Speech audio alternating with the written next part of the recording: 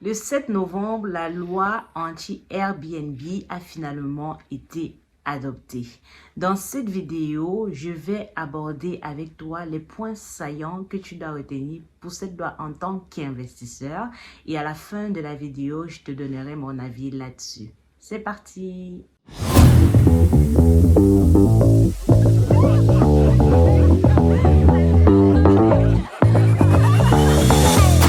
Bonjour, je te souhaite la bienvenue sur ma chaîne. Si c'est la première fois que tu me découvres, je suis Eugénie. Et sur cette chaîne, je te parle d'investissement immobilier, je te donne des tips, je te fais bénéficier de mon expérience afin que toi aussi tu puisses te lancer dans l'immobilier et apprendre à générer des revenus pour pouvoir remplacer peu à peu ton salaire. Alors, si ce sont des sujets qui t'intéressent, n'hésite pas à t'abonner, c'est gratuit, et à activer la cloche de notification si tu veux être informé à chaque fois que je publie une vidéo. Il y a quelques jours, la loi anti-Airbnb a finalement été votée, adoptée. Alors, petit rappel. Pourquoi cette loi a été mise en place? Il se trouve que de plus en plus de propriétaires, au fur et à mesure des années, se sont retrouvés à s'orienter vers de la location meublée. Pourquoi? Pour plus de rentabilité, très souvent, mais aussi parce que ce qu'on ne dit pas, c'est que de nombreux propriétaires rencontrent des problèmes lorsqu'ils mettent leurs biens en location avec des locataires qui ne payent pas. On souffre des loyers impayés. J'en ai déjà parlé dans une vidéo. N'hésite pas à aller la regarder. Et donc, la venue de la plateforme Airbnb était une porte de sortie pour ces investisseurs-là qui pouvaient se faire un max de rentabilité avec leur logement et en plus de ça, se prémunir des loyers impayés. Il se trouve que ça a pris de plus en plus de l'ampleur. Et donc, dans certaines communes, on a vraiment fait face à une crise du logement et ce qui a incité l'État à pouvoir mettre en place des lois pour pouvoir équilibrer les choses afin qu'on ne puisse pas se retrouver uniquement avec des meublés en location courte durée, mais aussi avec des logements potables et habitables que des personnes lambda pouvaient louer. Cette loi-là a finalement été adoptée le jeudi 7 novembre et maintenant, je vais te détailler les points qui doivent, toi, t'interpeller en tant qu'investisseur. Le premier point, à partir du moment où la loi est votée, lorsque tu veux mettre en place une location en meublé pour une courte durée, il va falloir que tu fasses enregistrer ton logement. Donc, désormais, les logements ont un numéro d'identification unique. Et pour avoir ce numéro d'identification unique, tu dois faire une demande auprès de la mairie. L'État prévoit notamment de mettre en place un téléservice à cet effet pour gérer ces numéros d'identification unique. Une autre évolution, c'est que le loueur a impérativement besoin de la validation du syndic de copropriété pour mettre son logement sur Airbnb. Je sais qu'aujourd'hui, il y a des personnes qui prennent l'initiative de mettre leur logement sur Airbnb sans regarder en fait leur règlement de copropriété. Or, si la copropriété, enfin le règlement de la copropriété n'autorise pas la location meublée courte durée, vous êtes normalement hors la loi si vous le faites ou alors vous exposez à des poursuites. Ce qui va changer avec cette loi, c'est quoi? Lorsque tu voulais mettre ton appartement en Airbnb et que par exemple le règlement de la copropriété ne l'autorisait pas, tu devais en assemblée générale proposer ce point. Et ce point devait être voté à l'unanimité. Maintenant, avec cette nouvelle loi, le point pourra être adopté à 2/3 des voix. La deuxième chose qui vient radicalement changer les choses, c'est le fait de déclarer un changement d'usage. Aujourd'hui, il y a des personnes qui peuvent se lever un matin, bon, les locataires sont partis, je transforme en Airbnb. Le lendemain, enfin pas le lendemain, mais quelques mois après, ils se lèvent, bon, Airbnb, j'en ai marre, j'ai pas le temps pour gérer, je repasse à la location longue durée. Ça ne va plus se passer comme ça.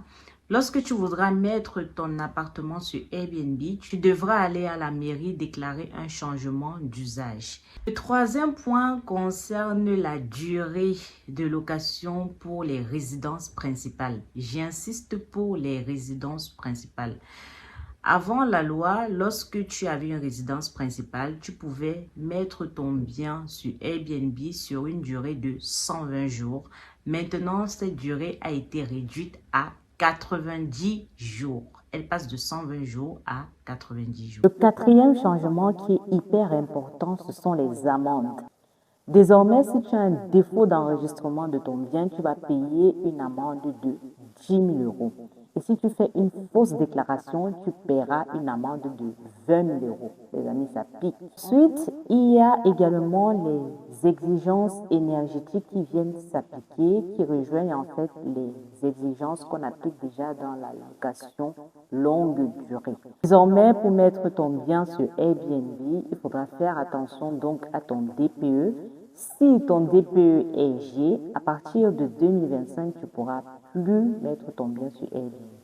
Et à partir de 2028, les DPE AF ne seront plus autorisés. Et en 2034, ce sont les DPE AE qui ne seront plus autorisés.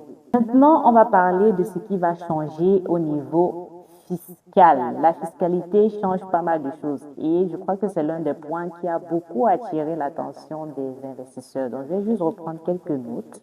Au niveau de la fiscalité, il y a un avantage pour les logements qui sont classés, d'accord? Les logements qui sont classés, donc par exemple les gîtes, les hôtels, les chambres d'hôtes, vont avoir 20% d'avantage sur les meublés qui sont non classés, donc par rapport à toi qui fais ton Airbnb classique. On va passer de 188 700 comme plafond de revenus qui donne droit à un abattement fiscal à 77 700 pour les logements qui sont classés. Et l'abattement fiscal passera de 71% à 50%.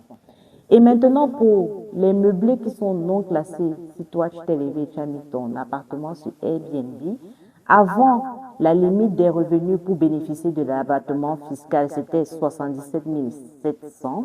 Et maintenant, cette limite de revenus pour bénéficier de l'abattement va passer à 15 000 euros. Donc, si tu fais plus de 15 000 euros de revenus sur l'année, tu ne pourras plus bénéficier de l'abattement fiscal.